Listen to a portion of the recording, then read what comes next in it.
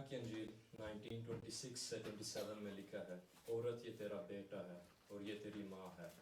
جب یسوع مسیح کراس پہ لٹکے ہوئے تھے، اپنی درد میں سانس لینے میں جب ان کو مشکل ہو رہی تھی اور انہوں نے پوری دنیا کے گناہ اپنے اوپر لیے ہوئے تھے، اسی وقت وہ ادھر رک گئے تھے۔ انہوں نے اپنی ماں کو دیکھا، ان کی ماں جو غم میں ڈوبی ہوئی تھی، چپ چاپ اپنے بیٹے کو دیکھ رہی تھی جب اس نے مار کھائی تھی، ادھر صلیب پہ اس کا خون نکل رہا تھا۔ تب انہوں نے اپنی ماں کو دیکھ کے کہا، عورت یہ تیرا بیٹا ہے، اور اپنے شاگرد یوحنا کو کہ اب یہ تیری ماں ہے۔ یہ صرف اس لیے نہیں تاکہ کوئی ان کی ماں کا خیال رکھے، بلکہ تاکہ کوئی ایک نیو فیملی کا بانڈ ہوئے، کیونکہ انہیں پتہ ہے کہ اب اپنی ماں کو چھوڑ کے جا رہے ہیں اور کوئی ان کا خیال رکھ پائے۔ یسوع نے درد میں بھی اپنی ماں کا خیال رکھا۔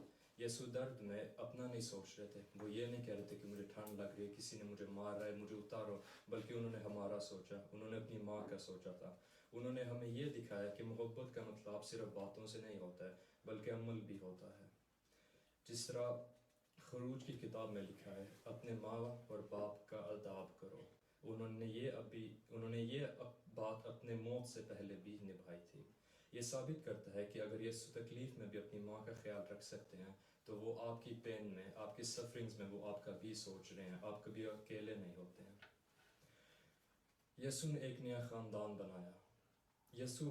خداوند یسوع مسیح نے جب اپنی ماں کو کہا کہ اب یہ تیرا بیٹا ہے، اور یوحنا سے جب کہ یہ تیری ماں ہے، تو وہ یہ کہہ رہے تھے کہ تم اب ایک دوسرے کی فیملی ہو، اب تم ایک دوسرے کے گھرانے ہو، یہ تمہاری ماں اور یہ تمہارا بیٹا ہے، تم ایک دوسرے کو ایک فیملی کی طرح پیار کرو۔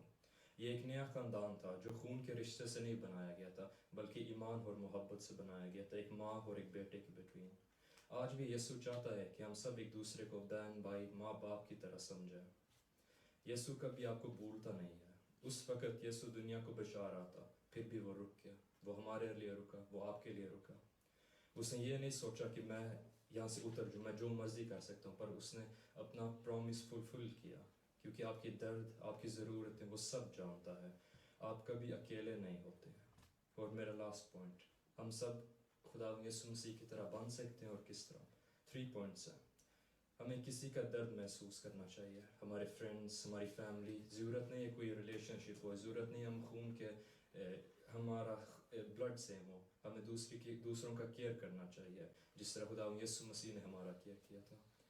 اپنے آس پاس کے لوگوں کا خیال رکھو، جس طرح ہمارے گھر والے ہمارا خیال رکھتے ہیں۔ بھروسہ کریں کہ یسوع خداوند مسیح آپ کا خیال رکھتا ہے، ایون جب آپ کو فیل ہو رہا ہے کوئی آپ کو سمجھ نہیں رہا ہے، کوئی آپ کو دیکھ نہیں رہا ہے، اور کوئی آپ کی فیلنگز کو فیل نہیں کر رہا ہے۔